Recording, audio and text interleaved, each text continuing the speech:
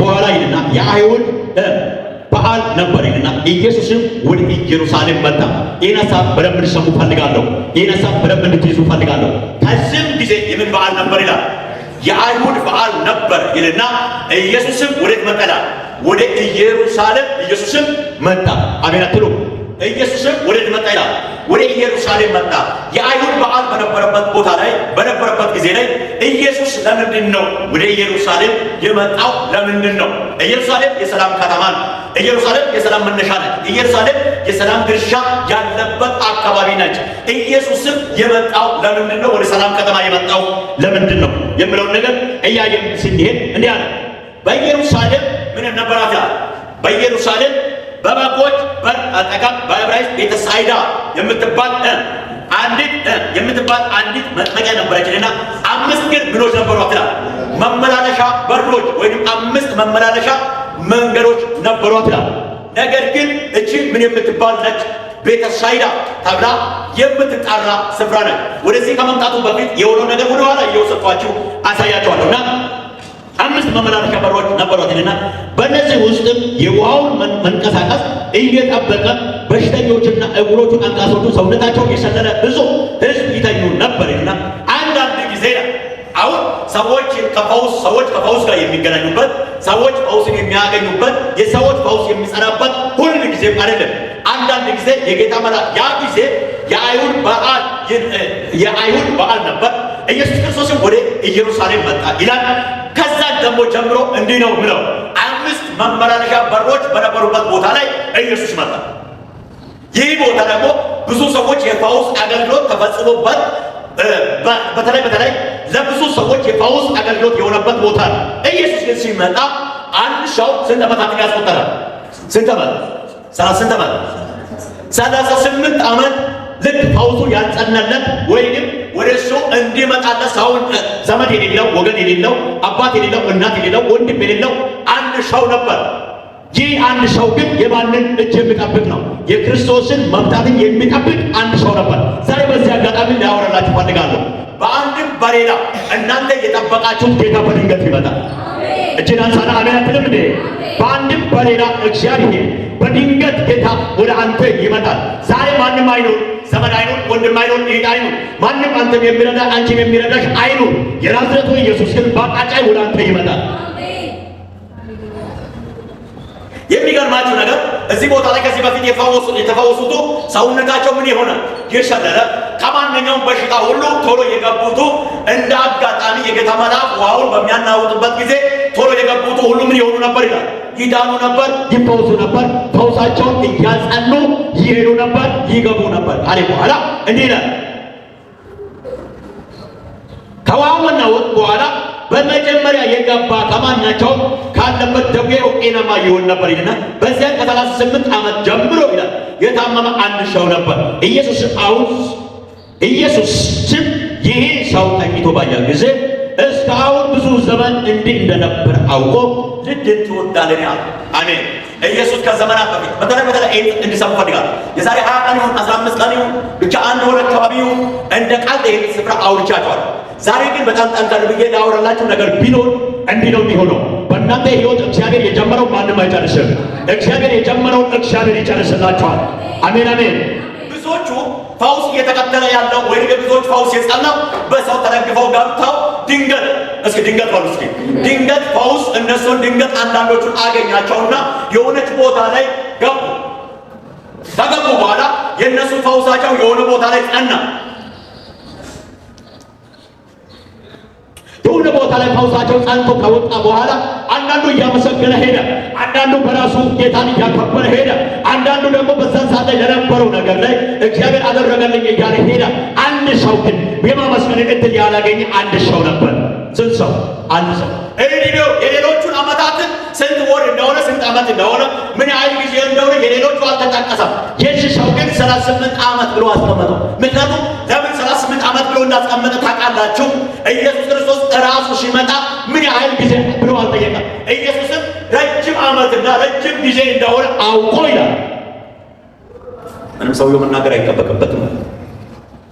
ይሄ ከሆነ በኋላ ይላል አውቆ ልድን ትወዳለህ አለው። ድውዩ ጌታ ሆይ ውሃው በተናወጠ ጊዜ መጥመቂያው ውስጥ የሚያኖረኝ ሰው የለኝም፣ ነገር ግን እኔ ስመጣ ሳለሁ ሌላ ቀድሞ ይወርዳል ብሎ መለሰለት። ኢየሱስም ተነስና አልጋዬን ተሸክመህ ሂድ አለው።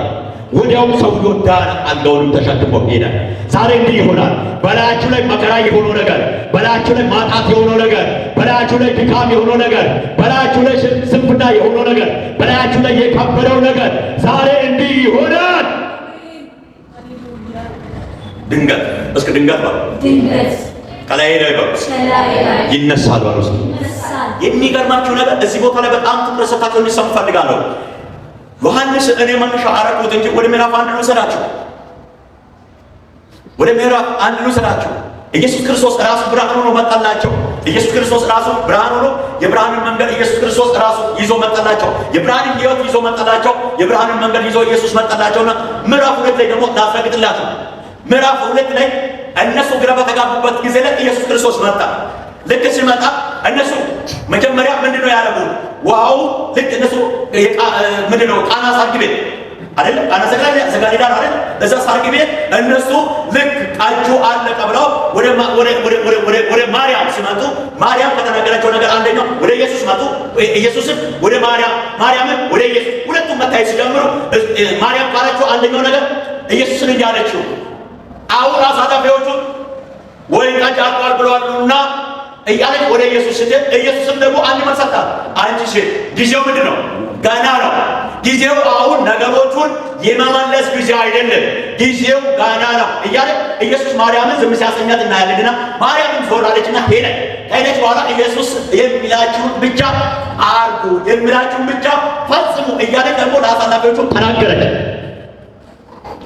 ልክ እንደተናገረችው አሳላፊዎቹ ውሃ ጋኖቻቸውን እስከ አንገት ስልክ ሲሞሉ ብድግ አድርገው ውሃ መቅዳትና ማሳለፍ መስጠት ሲጀምሩ ውሃ አይደለም ከትናንትና ከደቂቃዎች በፊት ከነበረው ልክ ልዩ ጠጅ ሆኖ የሚጣፍጥ ሆኖ ማረኛ ሆኖ እነሱ ሲያወሩ እንዲህ ነው። እስካሁን ድረስ ይሄ የት ነው የተቀመጠው? አሜን አትሉ? እስካሁን ድረስ የቱ ጋር ነው የተቀመጠው እያሉ ልክ የኢየሱስን ተአምራታዊ ነገሮቹን ወደፊት ሲያብሉ እናያለን። ምዕራፍ 3 ላይ ደግሞ የምናየው ደግሞ አንድ ነገር አለ። ይህን ነገር በደንብ እንዲሰሙ ፈልጋቸዋል። እነዚህ ነገሮች የኢየሱስን አብሮነትን፣ የኢየሱስን አምላክነትን፣ የኢየሱስን ኃያልነትን፣ የኢየሱስን ዝና፣ የኢየሱስን ክብር፣ የኢየሱስን ከፍታ ወዴት የሚያደርግ ነው ማለት ነው። የሚያጎላ አገልግሎቶች ነበሩ። አሁን ያለው ሰው ነካ አድርግና ዛሬ ጉዳይ ሊያልቅልህ ነው ማለት ነው። በደንብ አንደበታቸው ገፈቱና ዛሬ ጉዳይ ሊፈጸምልህ ነው ማለት ነው። አሜን። ዛሬ ተስኖን አራግፈህ ትወጣለህ። ከዚህ ቤት ጨለማይን አራግፈህ ትወጣለህ። አንድ የከበረብን ነገር አራግፈህ ትወጣለህ። አሜን አትሉ? በኢየሱስ ክርስቶስ ጉዳይን አራግፈህ ትወጣለህ። የሚገርመው ምዕራፍ 3 ላይ ደግሞ ልክ የኢየሱስ ተአምራት አንደኛው ላይ ኢየሱስ ያደረጋቸው ብርሃን መልካምነቱ እንደገና የተዘረዘሩ ብዙ ነገሮች አሉ። እኔ ግን ሃይላይቱን ልንገራችሁ። ይህ ብርሃን ካሸነፈ በኋላ ጨለማውን ካሸነፈ በኋላ ድል መሆን ከጀመረ በኋላ ምዕራፍ 2 ላይ ደግሞ ምን ካደረገ በኋላ ምዕራፍ 2 ላይ መጣና ይህን ታሪክ እንደገና አሁንም ቀይሮ እንደገና ውሃውን ወደ ወይነ ጠጅ ከቀየረ በኋላ አንዳንድ ሰዎች እንዲህ ይላሉ፣ ይህ እኮ ትናንትና እኮ ከእኛ ጋር አብሮ እኮ የሚሄድ እኮ ሰው ነው፣ ሰው ነው፣ እሱ እኮ ሰው ነው፣ እሱ እኮ እናውቃለን እያሉ እያወሩ ብዙ ዘርዛሪዎች ባሉበት ጊዜ ላይ ኢየሱስ መጣ። ኢየሱስ ራሱ ፊት ለፊት ላይ እያያቸው ኢየሱስ ፊት ለፊት ላይ እያያቸው እየተናገራቸው እየፈወሰው እነሱ ያያል። ኢየሱስ ድንቅ ሲያደርግ ያያል። ምዕራፍ 3 ላይ ከፋሪሳውያን ወገን የሆነው ደግሞ አንድ ማንም የሚባል ኒቆዲሞስ የሚባል አንድ ሰው አይና እንዲህ የእግዚአብሔር አብሮነትና የእግዚአብሔር መልካምነት፣ የእግዚአብሔር አንድነት፣ የእግዚአብሔር ኃይል፣ የእግዚአብሔር እጅ ካልሆነ በቀር ምክንያቱም የእግዚአብሔር ሐሳብ ካልሆነ በቀር እኮ አንተ የምታደርገውን የሚያደርግ አንተ የምትሰራውን የሚሰራ ሰው እኮ አይኖርም። ምክንያቱም የእግዚአብሔር አብሮነት፣ የእግዚአብሔር አንድነት፣ የእግዚአብሔር ኃይል ካልሆነ በቀር እኮ አንተ የምታደርገው ነገር በእኛ አይኖ የሚቻል አይደለም እያለ መጣ። ከማን ወገን የሆነ? ከፋሪሳውያን ወገን የሆነ አንድ ሰው ዛሬ ምን ይሆናል? እግዚአብሔር በእናንተ ላይ ማድረግ ሲጀምር በቅርብም በሩቅ ያሉ የእናንተን ስኬትና የእናንተን መልካምነት የማይፈልጉ እንኳን ቢኖሩ እግዚአብሔር ታላቅ ነገር አድርጎ ያሳያቸዋል። አዩና እንዲህ አንዴ የምታደርገው ነገር አይደለም፣ በሌሊት ማንም ሳያይ ነው።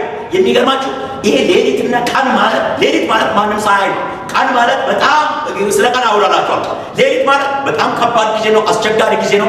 በጣም ከአይምሮ በላይ የሆነ ጊዜ ላይ ኢየሱስ ጋር መጣና ሌሊት መጥቶ ይላል መምህሩ አንተ አሁን የምታደርገውን ነገር እኮ የእግዚአብሔር አብሮነት ከሱ ጋር ካልሆነ በቀር የሚሆን ነገር አይደለም፣ የሚቻል ነገር አይደለም ማለት። አንደኛ አንተ ብርሃን ሆነ ጨለማ ውስጥ ታሸንፍ እያየሁ ነኝ። ሁለተኛ ይሄ አሁን የለም የተባለውን ነገር አንተ ጻፍ ስፍራው እንዳባለ። ሁለተኛ አሁን ይሄ ወይነ ጠጅ ውሃው ወይነ ጠጅ ሲቀየር ተአምራታዊ አገልግሎት ነው። ይሄ አገልግሎት ከአቅም በላይ ነው። የእግዚአብሔር አብሮነት ካልሆነ በቃ ይሄ ነገር ሊሆን የማይችለው ነው እያለ ኒቆዲሞስ ወደ ኢየሱስ መጣ። አሜን። መጣና ወደ ኢየሱስ አያቸው። የኛ ጌታ መስራት ሲፈልግ እንዲህ አይነት ነገር ይዞ ይመጣል። መስራት ሲፈልግ ጌታ ክብሩ እንዲገለጽ ሲፈልግ በማይሆን ቦታ ላይ አሳልፎ ያሻግርሃል። ከዛ በኋላ መጣና ኢየሱስም እንዳለ እውነት እውነት እላለሁ፣ አሜን፣ እውነት እውነት እላለሁ። እንስፍራው ያለበታቸው ደስ ይለኛል። ይኸውላችሁ እንዴት ነው ምንድን ነው ያለው? ምዕራፍ 3 ላይ እንዲያ እውነት ወደ በሌሊትና ወደ ኢየሱስ መጥቶ መምህር ሆይ እግዚአብሔር ከእሱ ጋር ከሆነ በቀር አንተ የምታደርገውን እነዚህ ምልክቶቹን ሊያደርግ የሚችሉ የለም። መምህር ሆይ መምህር ሆነ ከእግዚአብሔር ዘንድ እንደመጣ እናውቃለን አለ። ምን ናቸው? ፈሪሳውያን ናቸው። አንዴ የሚክዱ ናቸው፣ አንዴ የሚቀበሉ ናቸው፣ አንዴ የሚያደርጉ ናቸው፣ የሚቃወሙ ናቸው። በሰንበት እሸት እንዴት ይቀጠፋል የሚሉም ናቸው። ኢየሱስን አንዴ የሚያሳልፉ ናቸው፣ አንዴ ዝቅ የሚያደርጉ ናቸው። አንዴ መለኮታዊ ጉልበቱን የሚያደርጉ ናቸው፣ አንዴ ደግሞ መለኮታዊ ጉልበቱን ዝቅ የሚያደርጉ ናቸው። በእነኚህ መካከል ኢየሱስ ሰጥቷል። አሜን አሜን። በክብር በልዩነት ከዛ በኋላ እንዲህ አለ፣ እውነት እላለሁ ሰው ዳግመኛ ካልተወለደ በቀር የእግዚአብሔርን መንግሥት ሊያይ አይችልም አለውና ኢየሱስ ደመደመ። አሜን አሜን። ዳግመኛ አንተም ዳግመኛ ከተወለድ ፈሪሳዊ ሆነ ተቃዋሚ ሆነ ዳግመኛም ከተወለድ አንተም የእግዚአብሔር መንግሥት ታያለህ። በእግዚአብሔር መንግሥት ፈውስ አለ። በእግዚአብሔር መንግሥት ልዩነት አለ። በእግዚአብሔር መንግሥት ነፃ ማውጣት አለ። በእግዚአብሔር መንግሥት የክብር አገልግሎት አለ። የክብር ጸጋ አለ። አንተም በእነኚህ ምልክቶችን በላይ ማድረግ ትችላለህ። ጌታ ኢየሱስ መልካም። አሜን አቶ አቻቸው ለጌታ እልልታ ይሆንለት። ከጎን ያለውን ሰው ነካ አድርግና ዛሬ የምታየው ድንቅና ተአምራት ይቀጥላል በለው። እስኪ ማንም አያስቆምህም በለው። እስኪ እልልታ ጭብጨባ ለጌታ እናመጣለን። ክብር ለጌታ ይሆንለት። እንደገና ለዚህ ጌታ ክብር ይሆንለት። ሃሌሉያ ሃሌሉያ። እስኪ በደንብ ጩና ለጌታ ክብር እልልታ ጭብጨባ እናመጣለን። ከዛ ካለ በኋላ እውነት እውነት እላለሁ ዳግመኛ ካልተወለደ በቀር አሜን አትሉ? ዳግመኛ ካልተወለደ በቀር እነኛ አንተ ዳግመኛ ከተወለደ ከነዚህ ምልክቶች በላይ የሆኑ ምልክቶች ይከተላል። ይሄ ብቻ አይደለም፣ መልካም ነገር ሁሉ ያንተ ይሆናል። ምዕራፍ 4 ላይ መጣና ኢየሱስ አሁንም ተአምረኛ ነገር እያደረገ ምስጢራትን እየገለጠ መጣና አሁንም ምዕራፍ 4 ላይ መጣና አንዲት አለች በዚህ በሰማሪያ ከተማ ኢየሱስ ያድዳልና ኢየሱስም ደከመኝና ተቀመጠና በዚህ በሰማሪያ ያንተ ግድ ካለ በኋላ ደከመና ኢየሱስ ተቀመጠ። አንድ ልጅ ስትንቀለቀል አንዲት መጣች ይላል። ምን አይነት ሰው? አመንዝራ የሆነ ሰው፣ ከሰው የምትደበቅ ሰው፣ ከሰው የምትሸሽ ሰው፣ የሰውን ነገር ማየት ፊቱን ማየት የማትፈልግ ሰው፣ ሰዎቹ እንዲያዩት ደግሞ የማትፈልግ ሰው በጠራራ ፀሐይ አይን አላዩም ብላ ወደ ያዕቆብ ጉድጓድ ወረደች ይላል። ልክ ስትወርድ የአንቺና የእኔ አምላክ ደግሞ እዛው በቁጭ ብሎ ይጠብቃል። አሜን ሃሌሉያ። ቁጭ ብሎ ይጠብቃትና እሷ ገና ስትመጣ እዳለ ኢየሱስ ብናታች ስለሆነ አንቺ ሴት ምን አትቂኛላ? ውሃ አሜን። እስኪ ውሃ በሉ። እሺ ላምብላችሁ እንዲህ ይላል ከሰማርያ አንዲት ሴት ይላል ምዕራፍ 4 ላይ ከሰማርያ አንዲት ሴት ውሃ ልትቀዳ መጣች። ኢየሱስም ውሃ አጠጪኝ አላት። ደቀ መዛሙርቱም ምግብ ሊገዙ ወደ ከተማ ሄደው ነበርና ስለዚህ ሳምራዊቱ አንተ የይሁዳ ሰው ስትሆን ሳምራዊት ሴት ከሚሆን ከኔ መጠጥ እንዴት ትለምናለህ አለችው። አይሁድም ከሳምራውያን ጋር አይተባበሩ ነበር። አሁን የአይሁድ ልዩነት አለ። ምክንያቱም እነዚህ በተለይ የራሳቸው ጥያቄ አለ። አይሁዶች የራሳቸው ደግሞ የሚኮፈሱበት የራሳቸው መንገድ አለ። እነሱ ደግሞ ከሳምራውያን ጋር ምን አይሆኑም ነበር፣ አይተባበሩ። እነዚህ ከፍ ሲሉ እነዚህ ዝቅታ ያስባሉ፣ እነዚህ ዝቅታ ሲያስቡ እነዚህ ደግሞ ምን ያስባሉ? ከፍታ ያስባሉ። አሁን እነሱ ሁለቱ ልዩነት ሲያመጡ ኢየሱስ የተናገረው ነገር ላሳያ አይተባበሩ ነበርና ኢየሱስም መልሶ የእግዚአብሔር ስጦታ ውሃ አጠጪኝ የሚልሽ ማን መሆኑ? አሁን ውሃው የማስጦታ ነው፣ የእግዚአብሔር ስጦታ ነው። ውሃ ሲፈጠር የእግዚአብሔር ስጦታ ነው፣ ሲቆፈር የእግዚአብሔር ስጦታ ነው። የሚሆነው ነገር ሁሉ በእግዚአብሔር ሐሳብ የሆነ ነው። አሁን የእግዚአብሔርን ስጦታ አጠጪኝ የሚል ማን እንደሆነ ብታቂ ኖሮ ባወቅሽ ኖሮ ቢገባ ቢገባሽ ኖሮ ሃሌሉያ። እስኪ ለዚህ ጌታ ለታጭብጫባ እናምጣ። ለጌታ ክብር ይሁንለት። የሚጠይቅሽ ማን እንደሆነ ብታውቂ ኖሮ፣ ብትሰሚ ኖሮ፣ ብታዳምጪ ኖሮ፣ ብትተባበሪ ኖሮ ካለ በኋላ እንዲህ ብሎ ያዘምታል። ከዛ የምልሽ ማን መሆኑን ብታውቂ ኖሮ አንቺ ትለምኝ ነበር አለ። እሱ ጋር ያለው የህይወት ውሃ ነው። ይሄ ውሃ የሚያልቅ የሚጠፋ ነው። ይሄ ውሃ የሚጠግብ ነው። የሆነ ጊዜ በጋና ክረምት የሚኖር ነው።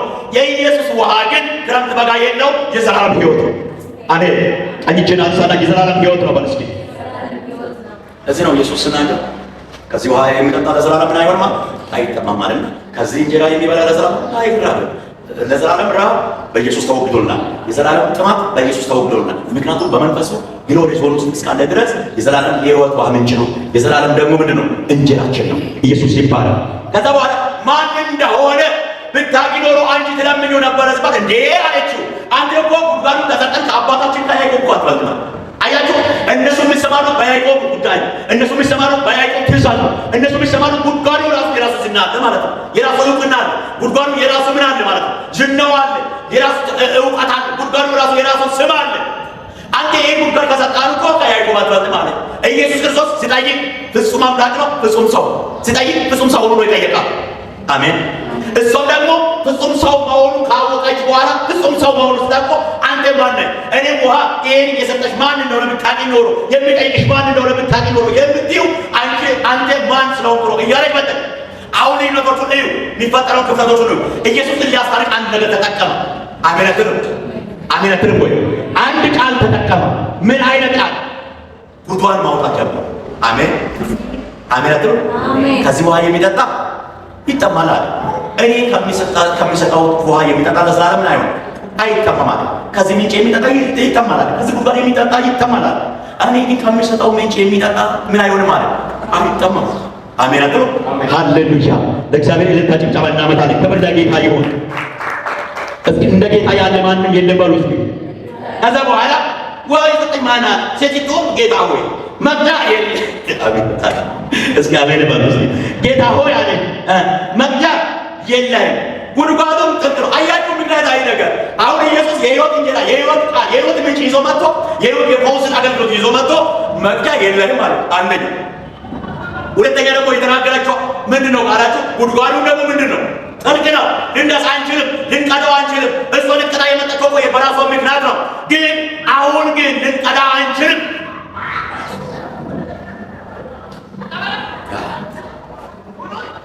አሜን። ወደ አምስተኛ ምዕራፍ ወስጄ ከማጠቃለል በፊት እንዲህ አለችው። ኢየሱስ ጉድጓድ መዘርዘር ጀመረ ስለ ባሎቹ። አንቺ እኮ ባላለች ምናምን አምስቱ ሚያንቺ አይደለም እያ ኢየሱስ ጉድ ማውራት ሲጀምር እንዳለ ወደ ከተማይቱ ገባችና እንዳለ እንዴ ጉዶኝልሃለሁ ምንድን ነው ሲባል እንዳታወሩ አንድ ነቢይ አለች። አንድ ነቢይ ፈጽሞ ያልተነሳውን ነቢይ ሰምቻለሁ አይቻልም። አያችሁ እግዚአብሔር ጉዷን ከገለጠ በኋላ የኢየሱስን ጉዷን ከገለጠ በኋላ የኢየሱስን ጌትነት ከተማ ወጣ መመስከር ጀመረ። ምክንያቱም አገልጋይ ሆነ ተቀብታ ምንም የቀራት ነገር የለም። የቅባት ልክ ነው ይዛ የወጣቸው ማለት ይቻላል። ኢየሱስ ልክ ካወረዳት በኋላ ኢየሱስ ጉዶን ከተናገረ በኋላ እየሄደች ማንም ሳይነቃት ከተማ ውስጥ ገባችና ያለ ጉዴን የዘረዘረልኝ አንድ ነቢይ አንድ ጉዴን ዘርዝሮልኛል አንድ ነቢይ። አሜን አሜን። እንደው ላምብ ብላችሁ ቆይ እንዳለችው የሕይወት ውሃ ከወደ ታገኛለህ። በአሁኑ አንተ ይህን ጉድጓድ ከሰጠን ከአባታችን ከያዕቆብ ትበልጣለህን? ራሱም ልጆቹም ወረብቶቹም ከዚህ መጣው ጠጥተዋል አለች።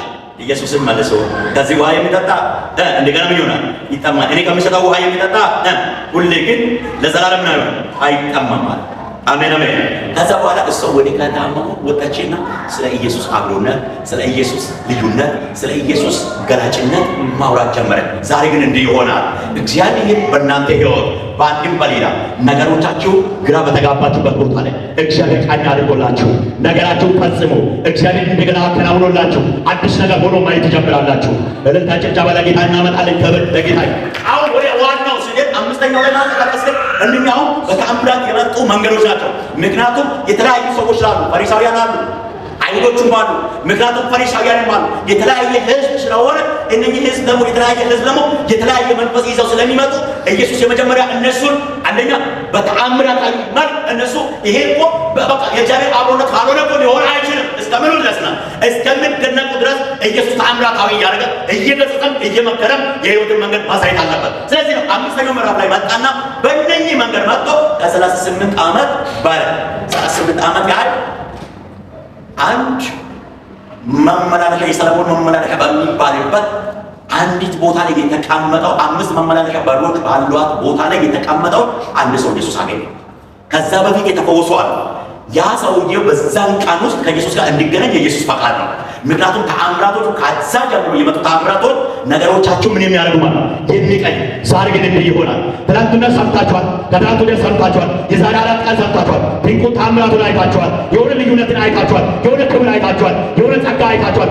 ዛሬ ግን በሌላ ሰው አይታችኋል። ዛሬ ግን በእናንተ ይፈጸምላችሁ።